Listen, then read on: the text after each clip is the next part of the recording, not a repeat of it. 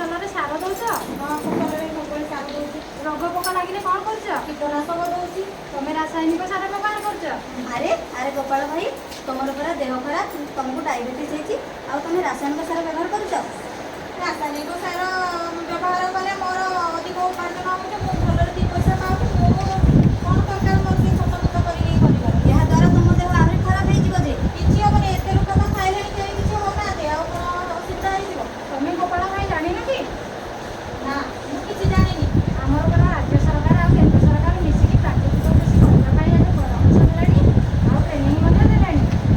ତମ ପାଖରେ ଆମେ ଚାଷୀ ପାଖରେ କେମିତି ପହଞ୍ଚି ପ୍ରାକୃତିକ ଉପାୟରେ କୃଷି ଚାଷ କରିବା ସେଇ ବିଷୟରେ ଆମେ କହିବା ପାଇଁ ଆସିଛି ପରା ତମକୁ। ନା ମୋର ସେ ସବୁ ଶୁଣିବା ଦରକାର ନାହିଁ। ମୁଁ ତ ଯୋଉ ଭଳିଆ ଚାଷ ଆରେ କରୁଛି ଗୋପାଳ ଭାଇ ଠିକ୍ ଟିକେ ଅଛି। ଶୁଣ କ'ଣ ହେଉଛି, ତୁମେ ଯେଉଁ ରାସାୟନିକ ସାର ଦେଉଛ ସେଥିରେ ମାଟି ମାଆ ପାଇଁ ତ କ୍ଷତି ପହଞ୍ଚୁଛି, ତା ସହିତ ତମ ନିଜ ପରିବାରର ବି କ୍ଷତି ହେଉଛି, ତୁମ ଆଗାମୀ ପିଢ଼ି ଭବିଷ୍ୟତରେ ପିଲାମାନଙ୍କର ବି କ୍ଷତି ହେବ। ତା ସହିତ ଆମେ କେତେ ଯେ କ'ଣ ନଷ୍ଟ କରିବା ତାହା ଜାଣିପାରୁଛ? ଆମ ପରା ପରିବେଶ ବି ନଷ୍ଟ ହେଲାଣି, ଆମର ପରା ବହୁତ ରୋଗ ଏବେ ଆସିଲାଣି, ସବୁ ହେଲାଣି, ତା ସତ୍ତ୍ୱେ ତମେ ରାସାୟନିକ ସାର ବ୍ୟବହାର କରୁଛ। ମୁଁ ପରା ଆଶା ଦିଦିଙ୍କଠୁ ଶୁଣିଲି ତମେ ଡାଇବେଟିସ୍, ତା ସହିତ ତମେ କରୁଛ, ଆଗକୁ ତମକୁ କ୍ୟାନ୍ସର ବି ହେଇପାରେ। ମୋର ତ କିଛି ହଉନି, ଆଉ କ'ଣ ଅସୁବିଧା ହବ? ମୋର ଆରେ ନାଇଁ ରାସାୟନିକ ଗୋପାଳ ସାର ଭାଇ। ମାରିକି ମୋର ଭଲ ହଉଛି। ତମେ କୃଷି ମିତ୍ର ଦିଦି ଯାହା କହୁଛନ୍ତି ତାଙ୍କ କଥା ମାନ। ତମେ ନିଜେ ଭଲ ରହିବ, ଆଉ ତମର ଝିଅ ଗୋଟେ ବି ଅଛି ନା, ତା ଦେହ ବି ଭଲ ରହିବ। ତମ ପରିବାର ସୁସ୍ଥ ରହିଲେ। ନା ମୋର ସେ ସବୁ କିଛି ଶୁଣିବାର ନାହିଁ। ଶୁଣ ଗୋପାଳ ଭାଇ, ତୁମେ ଜୈବିକ ଉପାୟରେ କର, ତମେ ଗୋମୂତ୍ର ରଖ, ଗୋବର ରଖ, ଆଉ ଆମର ଗଛ ଜାତୀୟ ପତ୍ର ଏଗୁଡ଼ା ସଂଗ୍ରହ କରି ଆମର ହାଣ୍ଡି କଥା ନିମାତ୍ର ଯାହା ଅଛି କରିବ। ମୁଁ ସବୁ ତୁମ ପାଖରେ ଆସି ମୁଁ ସେ ସବୁ କରିବିନି, ମୁଁ କରିପାରିବିନି। ମୁଁ ତ ସାର ମାରିକି ମୋର ଭଲ ହଉଛି, ଭଲ 2 ପଇସା ପାଉଛି। ମୁଁ କ'ଣ ଦରକାର ସେଗୁଡ଼ାକ ହଉ କରିବା? ଠିକ୍ ଅଛି ଦିଦି, ହଉ, ସେ ଠିକ୍ ତ ଅଛି। ବୁଝୁନାହାନ୍ତି। ଚାଲ ଆମେ ଯିବା। ଆମେ ଏବେ ଆସୁଛୁ ତାହେଲେ ଗୋପାଳ ଭାଇ। ଠିକ୍ ଅଛି। ଆରେ ଗୋପାଳ ଭାଇ, କ'ଣ ହେଲା ଶ୍ୟାମ ଭାଇ? ଏ ତମ ପନିପରିବା ଚାଷରେ କ'ଣ କ'ଣ ସବୁ ଦଉଛ? ସାର ଔଷଧ ଦଉଛୁ ପରିବା ଚାଷରେ। ସାର ଔଷଧ ତମେ କିଛି ଜାଣିନ କି? ନା ମୁଁ ତ କିଛି ଜାଣିନି। ଏବେ ପରା ଆମ ପ୍ରଧାନମନ୍ତ୍ରୀ ଆଉ ମୁଖ୍ୟମନ୍ତ୍ରୀ କୃଷି ମିତ୍ର ଦିଦିମାନଙ୍କୁ ରଖିଛନ୍ତି। କ'ଣ ପାଇଁ ରଖିଛନ୍ତି? ସେ ସବୁ ଚାଷୀମାନଙ୍କୁ ଶିଖାଇବେ, ଆମେ ଜୈବିକ ପଦ୍ଧତିରେ ଚାଷ କଲେ ଆମ ଦେହ ରୋଗ ହେବନି, ମାଟିର ସୁରକ୍ଷିତ ହେବ, ଆମେ ସୁସ୍ଥ ହେଲେ ଆମ ଓଡ଼ିଶା ସୁସ୍ଥ ରହିବ। ତମେ କିଛି ଜାଣିପାରୁନ? ନା ମୁଁ କିଛି ଜାଣିପାରୁନି। ମୁଁ ତ ସେସବୁ ପୁରୁଣା ଆଗ କାଳରୁ କରି ଏବେ ପର୍ଯ୍ୟନ୍ତ ଗଲେଣି, ଆଉ ସେସବୁ ଗୁଡ଼ାକ ଖତ ମୁତ ଜମେଇକି ଏତେ ସବୁ ବେପାର କିଏ କରୁଛି? ମୋର ତ ସେ ରାସାୟନିକ କୀଟନାଶକ ଔଷଧ ମାରିକି ମୋର ଫସଲ ବି ଭଲ ହେଉଛି, 2 ପଇସା ମୁଁ ଇନକମ୍ କରୁଛି, ମୋ ପରିବାର ବି ଭଲରେ ଚଳୁଛି। ମୋର କ'ଣ ଦରକାର ସେ ଖତ ମୁତ କରିବା? ଠିକ୍ ଅଛି, ସମୟ ଆସିଲେ ଭାଇ ତମେ ବୁଝିବ। ଠିକ୍ ଅଛି, ମୁଁ ଯାଉଛି।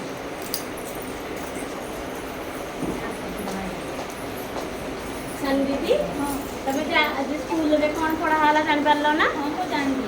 ଆଜି ଆମକୁ ସାର ରାସାୟନିକ ବିଷୟରେ କହିଲେ, ସେଗୁଡ଼ାକ ଆମେ ବ୍ୟବହାର କେମିତି ନ କରିବା, କେମିତି ଜୈବିକ ଉପାୟରେ ଚାଷ କରିବା, ସେଗୁଡ଼ାକ ଆମକୁ ଶିଖେଇଲେ। ମୁଁ ତ ଆଗରୁ ଜାଣିଥିଲି ରାସାୟନିକ ଆଉ ଜୈବିକ ବିଷୟରେ। କ'ଣ ପାଇଁ ନା ଆମ ଘରେ ଆସିଥିଲା ଆମର କୃଷି ଦିଦି, ଆସିକି ମୋ ମାଆଙ୍କୁ ବାପାଙ୍କୁ ସମସ୍ତଙ୍କୁ ବୁଝେଇଥିଲେ କେମିତି କ'ଣ କରିବ।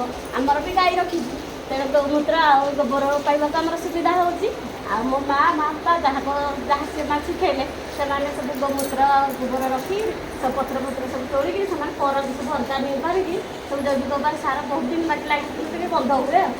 କିନ୍ତୁ ଦେହ ପାଇଁ ଭଲ ବୋଲି ମା ବାପା କହନ୍ତି। ସେଥିପାଇଁ ଆମର ଯେତେ ଯାହା ଚାଷ କରା ହୁଏ ସବୁ ଲଗାଉ। ଠିକ୍ ଅଛି ମାନି ଦିଦି, ମୁଁ ଗଲେ ବାପାଙ୍କୁ ଆଉ ଥରେ ବୁଝେଇବି ସେଇ ବିଷୟରେ କରିବା ପାଇଁ। ହଁ, ଅଙ୍କଲକୁ ତମେ ଭଲ ଭାବରେ ଟିକେ ବୁଝେଇବ କେମିତି କ'ଣ କରିବ ହେଲା। ଆଉ ତମର ରାସାୟନିକ ତମେ ଯେମିତି ବ୍ୟବହାର ନ କରିବେ ସେଇଟା ତମେ ଅଙ୍କଲକୁ ଆଜି କହିବ। ଠିକ୍ ଅଛି ମାନି ଦିଦି। ହଉ ଆସ।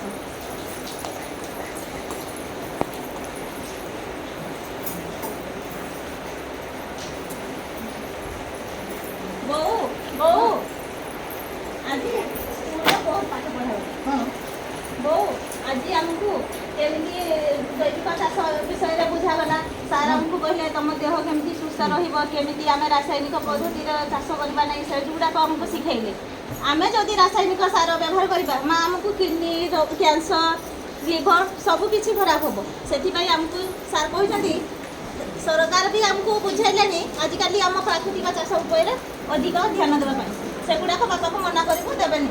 ନାଇଁ ଆମେ ତ କରି ଆସିଛୁ 10-12 ବର୍ଷ ହେଲା ରାସାୟନିକ ବ୍ୟବହାର କରି ଆମେ ବହୁତ ପ୍ରଡକ୍ଟ କରୁଛୁ। ଆମର ଅମଳ ହେଉଛି ବେଶୀ, ଆମର ତ ସମସ୍ତେ ଖାଇଯାଉଛନ୍ତି, ଆଉ କାହାରି ତ କିଛି ହେଉନି। ଆଜି ତମ ସାର୍ କହିଲେ? ହଁ, ବାପାକୁ ଆସିଲେ କହିବୁ। ହଉ ଠିକ୍ ଅଛି।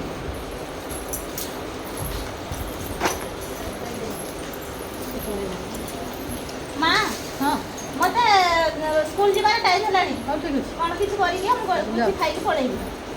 ମୁଁ ଯାଉଛି ବାଡ଼ିରୁ କୋବି ଯୋଡ଼େ ବାଇଗଣ ଦୁଇଟା କୋବି ନା ମା ମୁଁ ସେଗୁଡ଼ାକ ଖାଇବିନି। ବାପା ପୁରା 2 ଦିନ ପରେ ଆମକୁ ସାର ଔଷଧ ଦେଇଛନ୍ତି, ସେଗୁଡ଼ାକ ମୁଁ ଖାଇବିନି। ଠିକ୍ ଅଛି ତାହେଲେ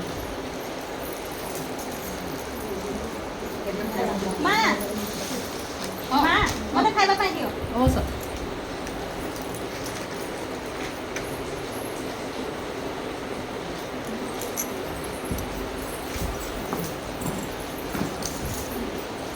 ମା ମୋ ସ୍କୁଲ ପାଇଁ ଦିଅ। ହଉ ନେଇକି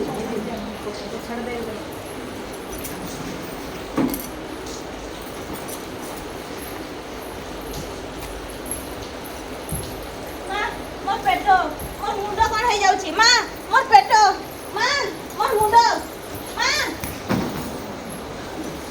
ସାନି ବାପା ସାନି କ'ଣ ହେଇଗଲା ଡାକିଲେ ଶୁଣୁନାହିଁ କ'ଣ ହେଇଛି ବ୍ୟସ୍ତ ହେବନି ସାନି ମା, ଆମେ ଡାକିବା। ଆସ ଟିକେ ଆସିକି ଦେଖିବ ମୋ ଝିଅଟା କ'ଣ ହେଇଛି ତମ ଝିଅଟା ଟିକେ ଦେଖିବ ମୋ ଝିଅଟା କ'ଣ ହେଇଛି ଯେ